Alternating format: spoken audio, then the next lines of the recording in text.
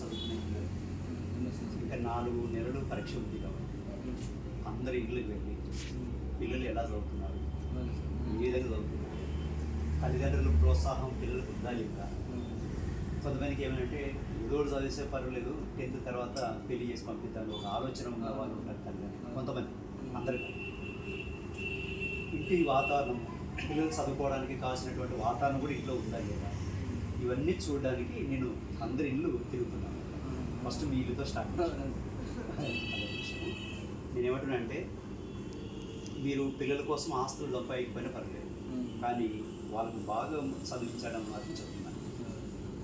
అటు 10th class తర్వాత intermediate, degree ఇంకా ఏమైనా అట్లా కావాలంటే చదివించడం అట్లా చేస్తే ఆడపిల్లలకి రాబోయే కాలంలో మంచి అవకాశాలు ఉన్నాయి.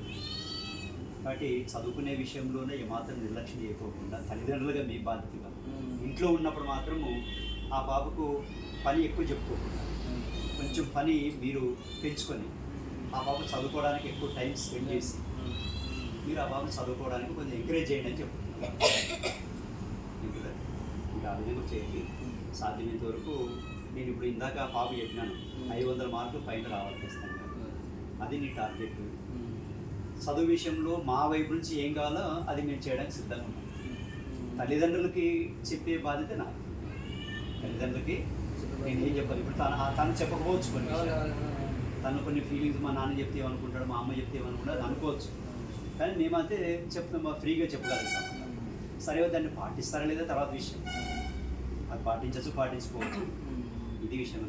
కాబట్టి మీరు పాపకు ఈ 4 నెలలే టైం కొంచెం ఎక్కువ చదువుకోవడానికి టైం స్పెండ్ కావాలంటే అది ఎంకరేజ్ చేయండి.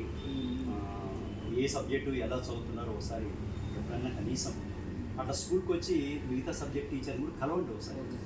అట్లా వచ్చినప్పుడు మీరు ఎట్లా వస్తుంటారు కదా, అట్లా వచ్చినప్పుడు కలిసి ఏం సార్ మా పాప సైన్స్లో ఎట్లుంది, లెక్కల్లో ఎట్లుంది, ఇంగ్లీష్లో ఎలా ఉంది ఒకసారి టచ్ చేసుకోండి. టీచర్లు కూడా టీచర్లకి మాకు మీకు ఏమంటే మధ్య రిలేషన్ ఉండాలి. అప్పుడైతే మీ పాప గురించి మీకు బాగా తెలుస్తుంది. ఎందుకంటే మీ ఇంట్లో ఎక్కువ ఎంతసేపు ఉంటుందో మా దగ్గర అంతసేపు ఉంటుంది, అదే విషయం. కాబట్టి ఆ విషయాన్ని కనుక్కోవడానికి వచ్చినాను. పిల్లలకు మాత్రం ఎక్కువ టైమ్స్ ఇవ్వండి.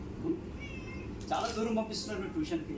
సార్ మరి ఇక్కడ ఎవరు లేరు, దగ్గరలో లేరంట కదా. లేరు, ఇక్కడ ఉంది కానీ మన రివర్స్ కన్నీలో తెలుగు మీడియం లేదని చెప్తున్నాను. మేమే ఆలోచిస్తాం లేదు, పిల్లలు ఏమైనా స్కూల్లో పెట్టించి ఏర్పాటు చేస్తాం, ఎవరన్నా అడగాల చెప్పేవాళ్ళు. అంటే మేము చెప్తే అనుకో పొద్దున్న సాయంత్రం మా మొక్కలు చూసినట్టు పిల్లలకి చేంజ్ అనేది ఉండాలి కొద్దిగా. అది ఇప్పుడు